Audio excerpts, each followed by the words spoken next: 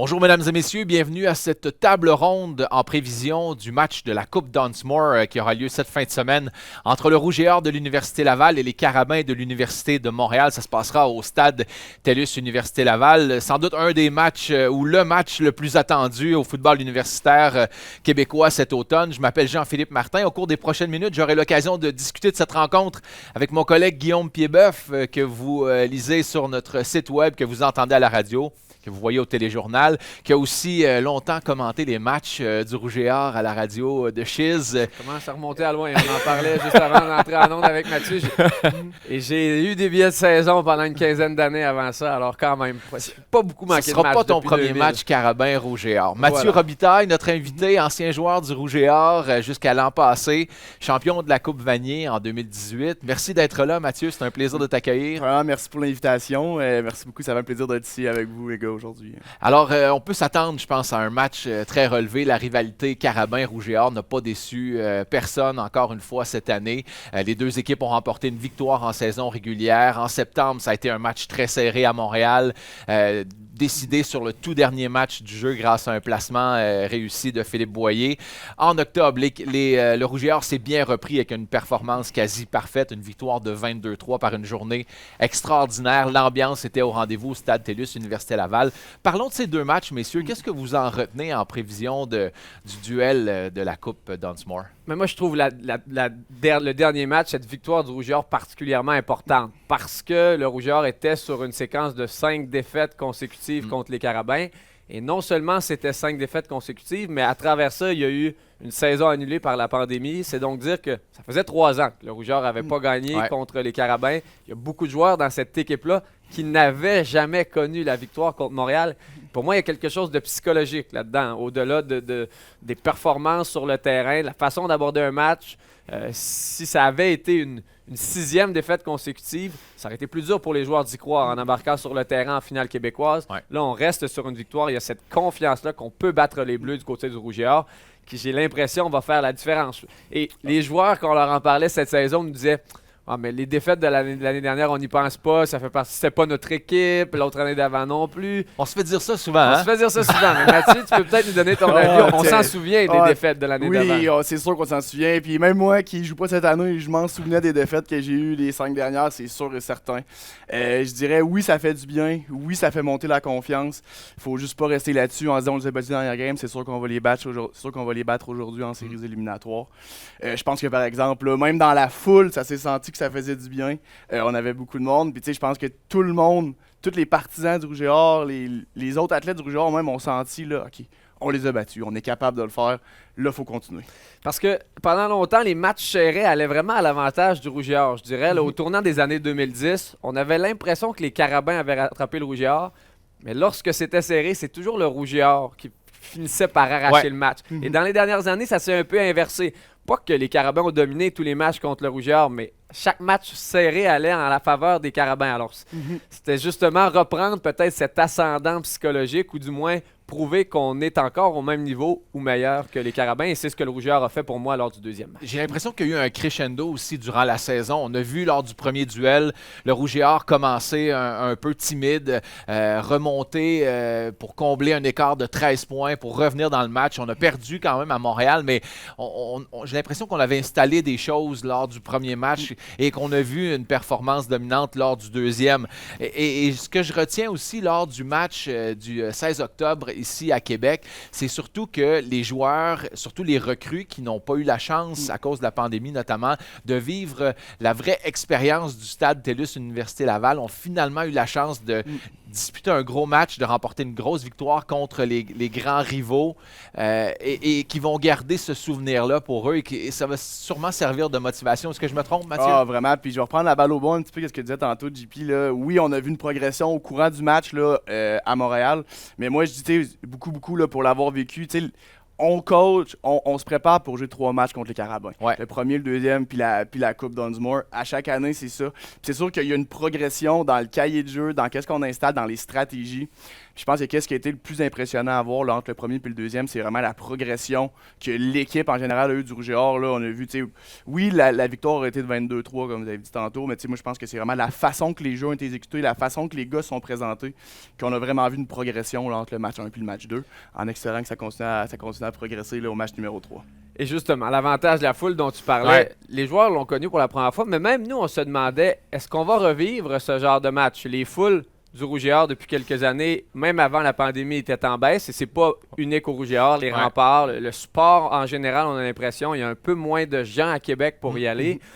Et le Stade TELUS, c'est un immense stade, c'est les meilleures foules au Canada, le Rouge et Or, depuis longtemps, mais le fait qu'il soit si grand, le fait qu'il y ait une piste d'athlétisme autour, la configuration qui éloigne les spectateurs des bancs des deux équipes, si le stade n'est pas plein sur le terrain, on s'entend parler. Les joueurs ne sont pas... C'est pas un vacarme comme par exemple au Sepsum de l'Université de Montréal. Et donc, le fait qu'on ramène un stade plein, 18 500 personnes, ça a posé des problèmes, je suis sûr, au Carabins, et ce sera encore le cas en fin de semaine, pour deux raisons. Parce que lorsqu'on ne s'entend pas parler sur le terrain, d'une part, pour le corps arrière, à la ligne de mêlée, s'il veut changer le jeu juste avant de mettre le ballon en jeu, relayer le nouveau jeu, c'est plus difficile. Et surtout, mettre le ballon en jeu. Je vais le faire une seule fois, mais le fameux « Dance hot » du corps arrière pour mettre le ballon en jeu, quand on ne s'entend pas parler sur le terrain, on doit avoir recours à une cadence silencieuse. C'est souvent... ce qu'on appelle le silent count. Exactement. En anglais, c'est souvent donc le garde à côté du joueur de centre qui met la balle en jeu, qui va lui donner une petite tape pour lui indiquer que c'est le moment de le mettre en jeu. Et ça, souvent, pour les autres joueurs sur le terrain, ça peut mener à des hors-jeux, ça peut mener à des punitions. Et ça, la foule aime ça parce que lorsqu'il y a des punitions de hors-jeu comme ça, la foule sait qu'elle est responsable de la punition. Alors, c'est un défi. Et Jonathan Sénécal, c'était la première fois, nous a dit son entraîneur Marco Yadeluca, de sa carrière, qu'il devait avoir recours à un compte silencieux lors du dernier match contre le Rouge et Or. Il nous avait dit d'ailleurs que ça ne l'avait pas trop embêté, mais son entraîneur avait un discours complètement inverse. Est-ce que c'est le cas? Est-ce qu'on s'entend? C'est sûr qu'on ne viendra pas dire dans les médias que le bruit de la foule nous a embêtés. Jamais de la vie. Ça donne une énergie de plus à la foule pour nous continuer à faire du bruit.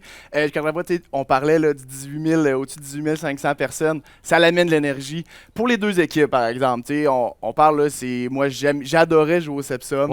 J'adorais jouer dans des stades bruyants, ça l'amène d'énergie, mais je pense que le côté de la foule, le côté du silent count où tu arrives avec beaucoup d'énergie, beaucoup de stress aussi en même temps, puis au moment que là, il faut l'exécuter pour vrai, t'as beau l'avoir exécuté 100 fois en pratique, avec la musique dans des haut-parleurs. Avec la musique, avec tout, c'est jamais comme un match, c'est jamais le même stress, puis c'est sûr que ça va venir créer au moins des erreurs à quelque part, on parle aussi beaucoup, moi j'ai joué au receveur, puis le gros impact, là, c'était sur le timing, on va appeler, là, des départs lancés, puis la synchronisation des jeux aussi. Si on part pas nécessairement au moins exactement, on n'entend rien, on n'entend pas le bruit du corps arrière, donc c'est sûr et certain que ça vient rajouter un challenge supplémentaire. Cette demi-seconde de plus ou de moins, parfois justement, le synchronisme entre le receveur et le corps arrière va être perturbé par le départ manqué du receveur. Ça fait la différence entre une complétion et une interception parfois. Exactement. Ou un hors-jeu qui va donner 5 verges aussi gratuitement. Aussi. Maintenant, on parlait de foule hostile. Par contre, du côté des Carabins, tu nous le faisais remarquer avant d'entrer en onde, Mathieu, cette saison, il y a des travaux au Sepsum de l'Université de Montréal, donc ils ne jouaient pas dans leur stade, ils ne jouaient pas au Sepsum, qui est un stade très bruyant, très hostile pour l'adversaire. Alors même pour eux, c'est peut-être plus facile en termes d'énergie de venir jouer au stade TELUS devant une grosse foule que le match qui aurait eu lieu à Montréal. Ils ont joué au Centre Claude Robillard cet automne. On parle de quelques centaines de spectateurs seulement. Alors même pour les Carabins, probablement que cette énergie-là, jusqu'à un certain point, est bonne, l'énergie de la foule. J'en ai aucun doute à propos de ça. Là. En tout cas, je parle pour moi, mon expérience personnelle. Moi, j'adorais jouer au Sepsum. J'adorais aller jouer dans des places qui avaient du monde, je l'ai dit tout à l'heure. Donc, c'est sûr que jouer dans un stade comme le Centre Claude Robillard, qui est un super de beau stade aussi, mais qui est limité en termes d'espace, limité en termes de partisans qui peuvent se présenter, tu n'as jamais la même énergie. On dirait que tu joues encore dans un stade collégial, veux pas. Puis là, on est un match de série, niveau universitaire. Tu aimes ça avoir du monde, tu aimes ça avoir beaucoup d'énergie, beaucoup de bruit. Donc, c'est sûr, j'ose croire que même les joueurs des Carabins, là, ça les motive de venir jouer ici. Oui, parce que, je peux croire que remporter une coupe devant ses partisans, c'est satisfaisant, mais jouer les troubles fêtes quand tout le monde est prêt à fêter, les Carabins l'ont fait dans le passé. Ils ont pris plaisir à venir battre le Rouge et Or sur son terrain. Mathieu, je sais que ça a été le cas, notamment en 2019. En 2019, exactement. Ça fait mal. Ça fait mal. Puis tu sais, Oh oui, c'est sûr, ça vient de briser le cœur en mille. Là. Tu finis ta saison chez toi avec une défaite dans un match de séries éliminatoires comme ça. C'est quelque chose que tu veux jamais vivre. Et à l'inverse, les joueurs qui gagnent ces matchs-là vous le diront, il n'y a pas de silence plus satisfaisant que le silence d'une foule qui t'a enguirlandé pendant tout un match et qui, à la fin du match, justement, en raison de la défaite, moi je me rappelle en 2016 au CEPSOM de l'Université de Montréal, le jeu truqué du Rouge et Or, qui avait, le dernier jeu du match qui avait donné la victoire au Rouge et Or. Ce stade-là était tellement bruyant et en 5 secondes, ça a été presque un silence absolu à part les quelques partisans du Rouge et Or qui y avaient là. Et les commentateurs qui criaient. Les commentateurs qui criaient effectivement à ce moment-là. Et ça, ce silence-là pour les joueurs, c'est du bonbon de réussir à faire taire un stade au complet. Ah oui, exactement. C'est sûr et certain que c'est quelque chose que tu veux vivre et tu vises ça en te présentant là, dans le stade au début du match. Qu'est-ce qu'on va retenir maintenant en prévision de cette rencontre-là? Qu'est-ce qui va faire la différence? On parle beaucoup dans ces rencontres-là que les défensives sont celles qui remportent, qui scellent l'issue d'un match comme celui-là. Est-ce que ce sera le cas encore cette fois-ci? On sait que le Rouge et Or a amélioré la sienne. Ça a été difficile d'en passer avec une jeune équipe. Les Carabins ont toujours une excellente réponse à l'offensive du Rouge et Or. Est-ce que vous attendez que ce sera la même chose cette fois-ci? Mais je pense que oui. Et entre ces deux équipes-là, ça a toujours ou presque été des duels défensifs. D'ailleurs, le Rouge et Or, particulièrement ces dernières années, cette série d'insuccès contre les Carabins qu'il y avait, c'était beaucoup dû à l'incapacité de marquer des points. Avant le match du mois d'octobre, où le Rouge et Or a marqué 22 points, ça faisait 10 matchs qu'on n'avait pas marqué 20 points contre les Carabins, alors qu'on le fait facilement contre toutes les autres équipes du circuit. C'est difficile sur la confiance d'une offensive, ça. Mathieu. Vraiment. C'est sûr que c'est extrêmement difficile d'arriver dans un match, puis que tu sais que le match d'avant, tu n'as pas été capable de produire à ton niveau contre leur défensive. Ouais. Puis, tu sais, ça va peut-être être cliché un petit peu, mais on a souvent dit, on dit souvent, là, une attaque va remplir le stade, mais c'est la défensive qui va gagner un championnat pour ton équipe. Et ça vient d'un joueur offensif. Je suis pas tout le temps d'accord avec ça, mais bon. Mais tu sais, c'est sûr et certain. Puis je pense que la défensive des Carabins a été réputée au courant des dernières années, puis j'en parle par expérience vécue, pour créer du mouvement. Il venait vraiment là, être une boule d'énergie pour leur équipe au complet. C'était une équipe qui créait des jeux, créait des sacs du corps, des plaqués pour perdre, des interceptions, des gros revirements, même pendant un bout, là, si on se rappelle. Beaucoup d'interceptions pour des touchés, entre autres en 2019. Mais qu'est-ce que j'ai vraiment aimé, par exemple, cette année, c'est la défensive du Rouge et Or, là, une progression qui s'est vue, je pense, du début à la fin. Surtout la tertiaire, qui était beaucoup des jeunes de l'année passée, qui étaient à leur première année ou à leur première expérience sur le terrain, qui prennent de plus en plus de confiance, puis qui veulent de plus en plus faire des jeux, puis ça apparaît sur le terrain. Et je reviendrai rapidement sur la défensive des Carabins. Tu parlais des revirements. C'est peut-être ce qui l'a manqué cette année. C'est une défensive qui avait l'habitude de créer des revirements, de mener le Québec au chapitre des revirements. Ils sont 3e dans la conférence cette saison, seulement 6 interceptions en 8 matchs. Donc, de ce côté-là, ça a peut-être été un peu plus difficile. Je pense que les débuts de match sont très importants aussi pour l'offensive du Rouge et Or. Il y a un momentum qui se crée lorsqu'on est capable d'avoir, pas nécessairement de marquer des touchés, mais d'avancer sur le terrain. On sent tout de suite que ça met l'offensive en confiance. Et sinon, je dirais les premiers jeux. Ce qui a parfois fait défaut contre les Carabins, c'est l'incapacité de gagner des verges au premier jeu. Ce qui fait qu'on se retrouve en situation de deuxième jeu long, séquence après séquence. De se mettre en marche, Et les Carabins aiment amener de la pression, aiment blitzer, ont des joueurs pour le faire. Le meneur de loin au Québec pour les sacs du corps, Nicky Farinaccio, cette année. Alors, lorsque le Rouge et Or est en situation de deuxième jeu long, les Carabins ont l'offensive du Rouge et Or où elle veut. C'est-à-dire qu'ils peuvent amener beaucoup de pression. Ils sont bons pour le faire. Alors, c'est ces situations-là qu'il faudra éviter du côté de l'offensive. À 100%. Puis je vais prendre un petit peu le ballon au bon, là, comme on disait. Tu sais, au football universitaire, c'est 3 essais. Hein? Donc, quand tu te ramasses en 2e et 10, ton cahier de jeu il est rapetissé. Là, vraiment. On s'entend que l'attaque devient plus prévisible.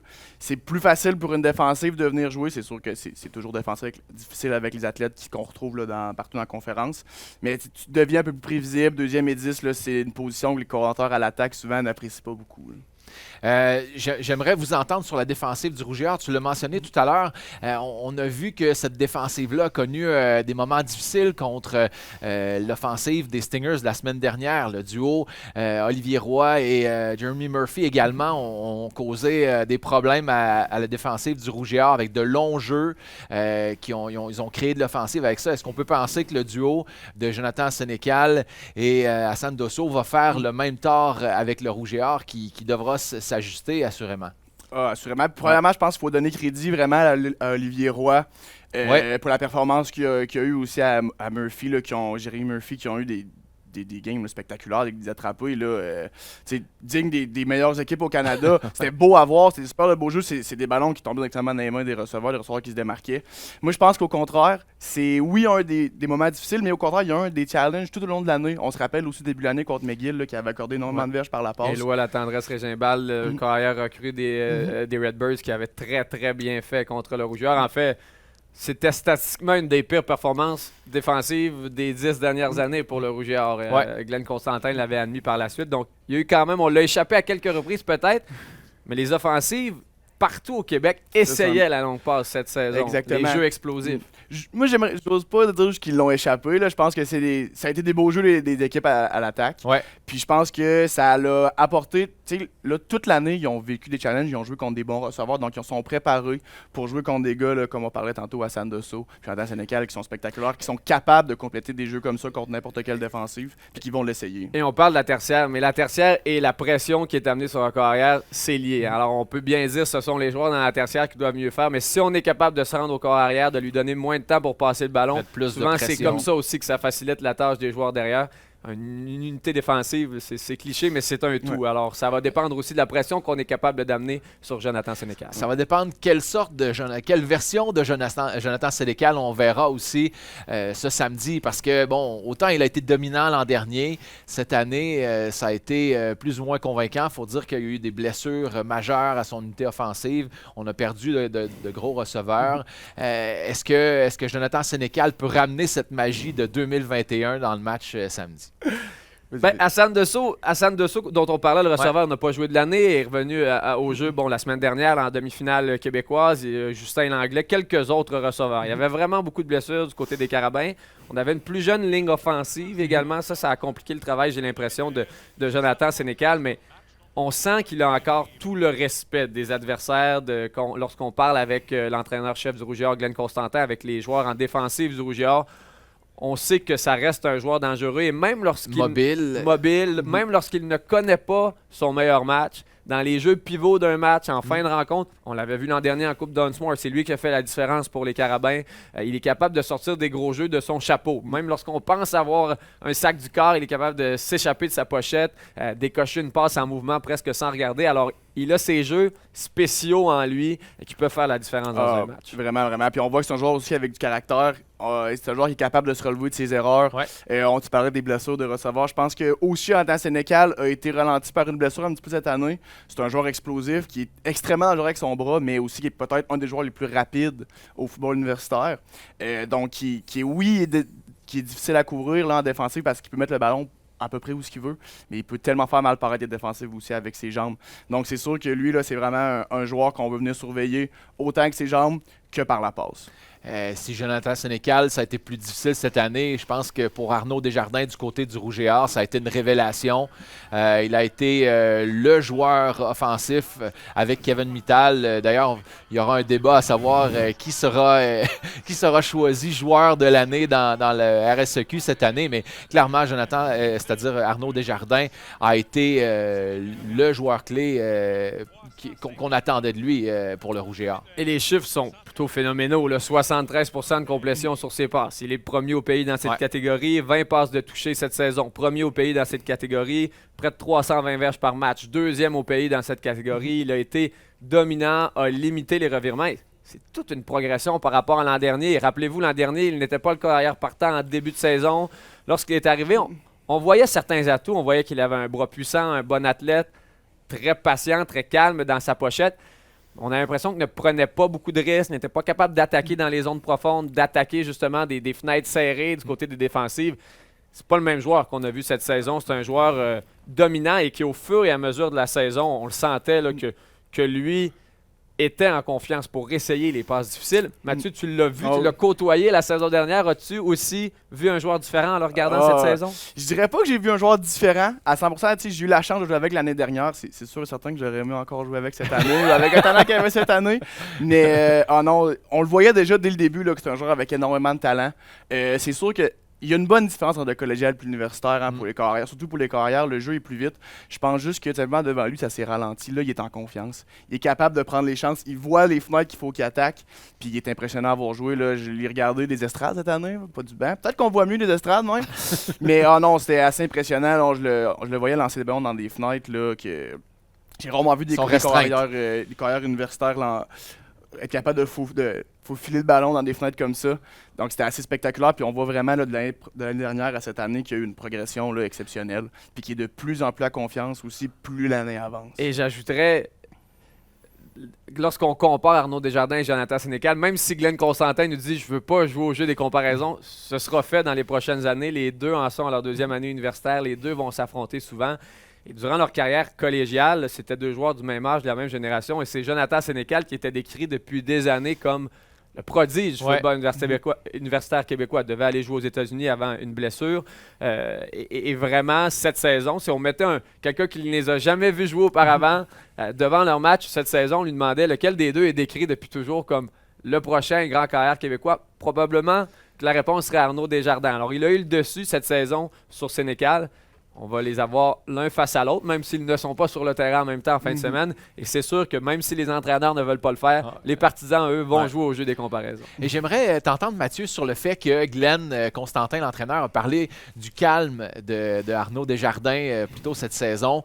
Comme quoi, c'était un grand atout pour lui, mais ça pouvait être aussi un petit défaut parce qu'on le sentait presque à la limite de la nonchalance parfois. Est-ce que c'est le cas? Jamais de la vie, on parle de nonchalance. Là. Oui, c'est un joueur qui est extrêmement calme, puis c'est un joueur qui va venir rassurer les joueurs dans le caucus aussi. C'est un gars qui est calme, qu'on sent en confiance. Quand il arrive dans le caucus, il va dire son jeu, si quelqu'un a des questions, il est là pour ça. Tout est tranquille, tout est beau. Puis une fois que le jeu part, là, il part. La seule chose que je pourrais dire qui vient un peu de nonchalance, je pense que c'était un peu de la patience mal placée. Je pense que plus à l'avance, par exemple, là, mieux il est capable de contrôler son horloge interne, veut pas pour un carrière. C'est éviter les sacs du corps. Exactement. Il y avait la tendance de garder le ballon peut-être trop longtemps au début, avant soit de sortir de la pochette pour essayer de créer le jeu avec ses jambes ou de se débarrasser du ballon. Mais là, je pense que de plus le temps avance, plus cette horloge-là est peaufinée, puis mieux est capable de la contrôler. Est-ce qu'on peut dire qu'il y aurait plus d'un carrière qui serait calme quand on sait qu'on a un joueur comme Kevin Mittal sur son unité offensive pour attraper une tonne de ballons et marquer des touchés avec? Je pense que faut en parler. Mittal a été la révélation cette année.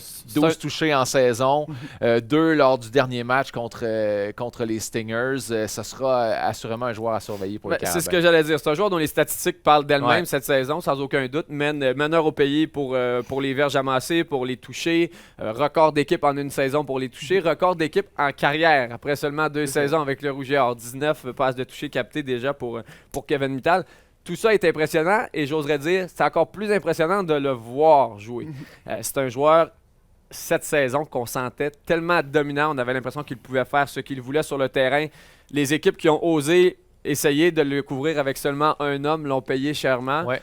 J'ai envie de demander à Mathieu, qui était déjà un vétéran dans le corps de receveur du Rouge et Or la saison dernière lorsque Kevin Mittal s'est greffé à l'équipe. Est-ce qu'on sentait dès le début de ses premiers entraînements avec l'équipe qu'il était, même parmi des joueurs de talent, un joueur spécial? C'est sûr que on voit là, dès qu'on le voit arriver sur le terrain, c'est un joueur avec énormément de talent. C'est un joueur qui a une carrure, qui est capable d'attraper des ballons spectaculaires. Je dirais que quand il est arrivé au Rouge et Or, tu parlais des joueurs qui ont énormément de talent. On avait un corps de receveurs qui était assez spectaculaire. Là. On avait des joueurs avec énormément de talent. Donc je dirais pas qu'il a été dans l'ombre un petit peu au début, mais ça a été un petit peu plus long avant qu'il puisse voir autant de terrain que je pense qu'il méritait ou que les coachs auraient aimé le mettre sur le terrain autant. Il a commencé sur certaines formations, puis de plus en plus, là, il a été de plus en plus présent sur le terrain. Mais je pense que dès le début, oui, là, dès qu'on l'a vu arriver au Rouge et Or, là, on voyait que c'était un joueur qui avait énormément de talent naturel. Là. Et ça rend la chose plus spéciale, ça rend la chose plus spéciale, justement, ces statistiques, du fait que ça n'arrive jamais chez le Rouge et Or. Il y a tellement de bons receveurs que les saisons statistiques exceptionnelles vont c'est davantage des receveurs à McGill, à Concordia qui vont le connaître, par exemple, qui vont être la cible favorite de leur carrière, alors que généralement, dans l'offensive de Justin Etier, avec tout le talent qu'il y a chez le Rouge et Or, on partage le ballon. Je pense que Mathieu l'a vécu les dernières années. Il y avait plus qu'un joueur qui pouvait se démarquer. Plusieurs bouches à nourrir. Oui, c'est très bien dit. Justement, plusieurs bouches à nourrir. Là, c'est spectaculaire. Comme je disais, c'était spectaculaire. Là, on avait des... Puis de mon année 1 à mon année 5, là, ça a été... oui, il y a eu des changements, mais la relève aussi, les jeunes qui rentraient. Puis je pense qu'on peut commencer à le voir un petit peu cette année, dont le dernier match contre le Rouge et Or, contre les Carabins, excuse-moi. Oui. Que les Carabins, je pense qu'il y avait un bon plan de match contre Kevin Mittal, qui n'a pas connu nécessairement. Il a quand même eu une très bonne game. Mais là, on a vu des gars sortir là, comme Mathieu Hudon, comme Edouard Arsenault, Edouard. qui ont connu des matchs là, spectaculaires. Puis je pense que c'est pas une question de temps parce que c'est des receveurs qui sont excellents aussi, Même qui un sont joueur capables Même d'avoir un des joueur matchs. comme Frédéric Antoine, un joueur qui a joué 3 ans universitaire américain, on ne l'a pas beaucoup vu cette saison. Quand on a le luxe d'avoir un joueur qui arrive des rangs universitaires américains et qu'on garde presque dans le garage pour le sortir dans les gros moments, c'est qu'on a beaucoup de profondeur à la position. Ah, exactement. J'aimerais revenir sur Kevin Mittal parce que oui, il est exceptionnel sur le terrain. Une facette qu'on connaît un peu moins ou qu'on commence à connaître, en tout cas, c'est à quel point il peut déranger l'adversaire.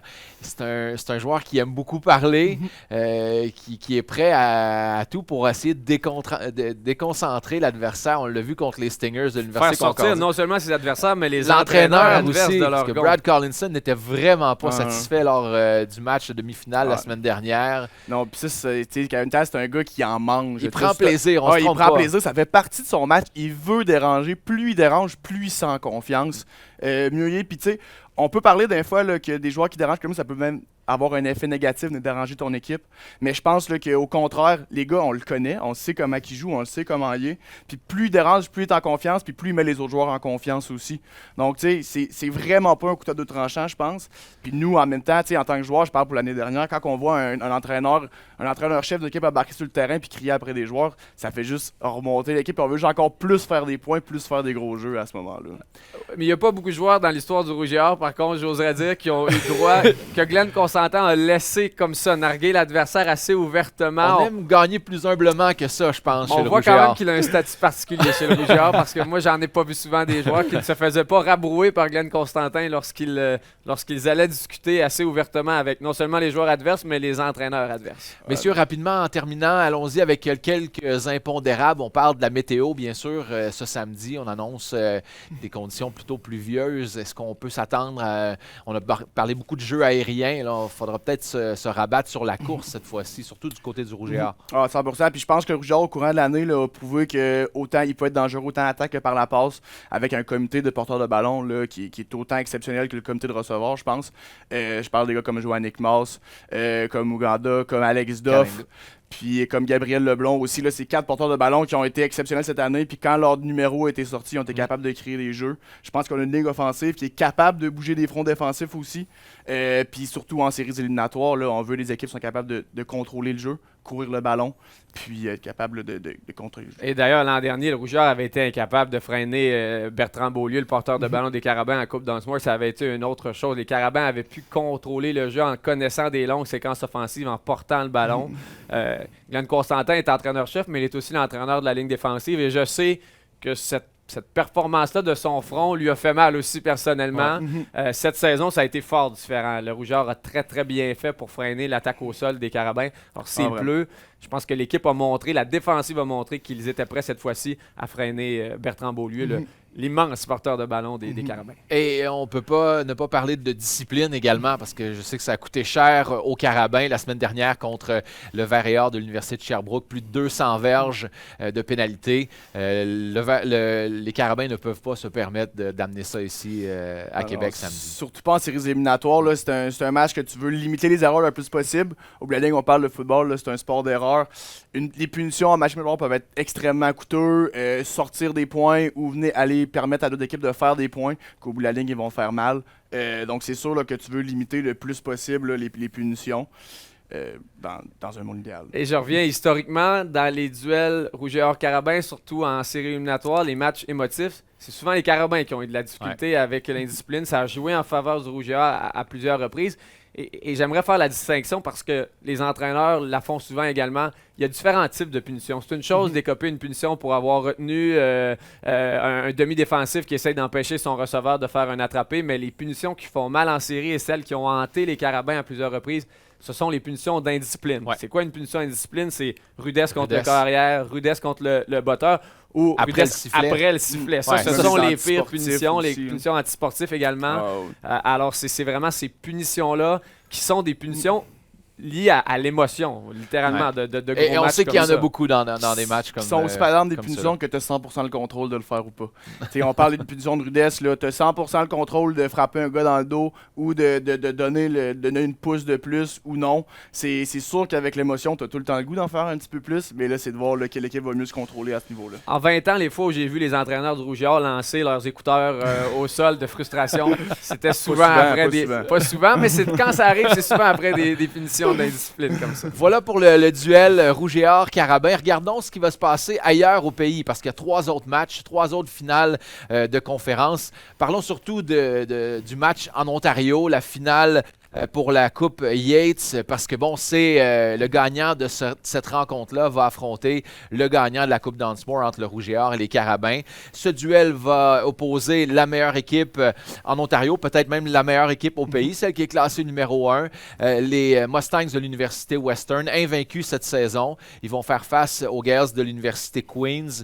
Je pense que Western, c'est toute une machine de football. Là. 100%. Puis je pense qu'ils ont une équipe aussi montée pour les séries éliminatoires. On en parlait justement avant. C'est une équipe qui en moyenne, là, énormément de verges par la course. Ils contrôlent le temps. Puis ça serait spectaculaire.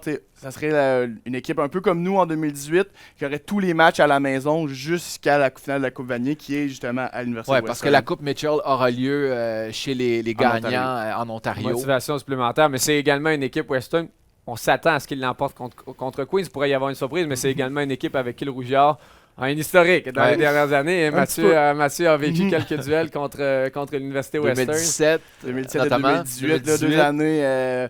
La défaite et la vengeance. Exactement. Mais donc voilà, c'est 2 équipes qui aiment s'affronter. On parlait du jeu au sol, là, on regardait tout à l'heure. 2 porteurs de ballon dans l'équipe amassent plus de 100 verges au sol par match. En moyenne. 2 porteurs en moyenne avec plus de 100 verges au sol par match. C'est assez incroyable. Et l'efficacité même de leur carrière. Aucune interception cette saison. C'est une offensive presque bien 70% de passes complétées. C'est beaucoup. La finale dans l'Ouest, maintenant, opposera les Huskies de la Saskatchewan contre les Thunderbirds de l'Université UBC. Ce sera un bon match en perspective. Les 2 équipes ont remporté chacun une victoire entre cette saison. Ça sera un très bon duel. Une autre équipe avec qui le Rouge et Or a un long historique, les Huskies de la Saskatchewan. Si on se rappelle, c'est aussi l'équipe qui a battu les Carabins l'année dernière à la maison pour se rendre à la Coupe Vanier. Puis qui s'est présenté à la Coupe Vanier, qui a donné tout qu'un challenge à Western aussi. Là. Et dans l'Est, la finale de l'Atlantique, la Coupe Loney va opposer les champions de la saison régulière, les X-Men de l'Université Saint-FX, eux aussi invaincus, contre les Mounties de l'Université Mount Allison, qui ont connu une saison plutôt médiocre, mais en tout cas, on s'attend à ce que les X-Men l'emportent et eux vont, s'ils l'emportent, vont affronter les gagnants de l'Ouest. Messieurs, je ne peux pas vous laisser partir sans une petite prédiction. Qui va l'emporter? Quel sera le score du match de cette Coupe Dunsmore 2022? Je vais y aller avec Rouge et Or qui va l'emporter 19-15. Je m'attends encore une fois à un match défensif, un match où on va s'arracher quelques touchés, mais je prédis une victoire de 19-15 de Rouge et Or. Mon côté offensif en moi aimerait beaucoup voir un match avec un petit peu plus de points. C'est sûr que je vais pas passer à côté de mettre le Rouge et Or gagnant, par exemple. Pensiez-vous que Mathieu allait prédire une J'aurais été victoire bien des surpris. Carabins? Mais c'est sûr et certain, je suis encore convaincu que ça va être un match très serré, là, comme on a vu dans tous les Coupes Dunsmore des peut-être 9 dernières années. Donc moi, j'y vais là, pour un match, une victoire du Rouge et Or, 24-19. Je pense aussi que le Rouge et Or va l'emporter. Je vais y aller avec un score de 25-12. Messieurs, merci beaucoup. Je vous souhaite un très bon match. Guillaume, tu seras sur place pour couvrir la rencontre. Mathieu, j'imagine que... Très bonne chance. Il y a de bonnes chances aussi. Alors, je vous invite à nous suivre sur toutes nos plateformes, au téléjournal, compte rendu de cette rencontre-là, samedi, également sur le web, à la radio. Merci, messieurs, et bonne fin de saison de football universitaire. On va suivre ça attentivement. Merci d'avoir été là. À bientôt.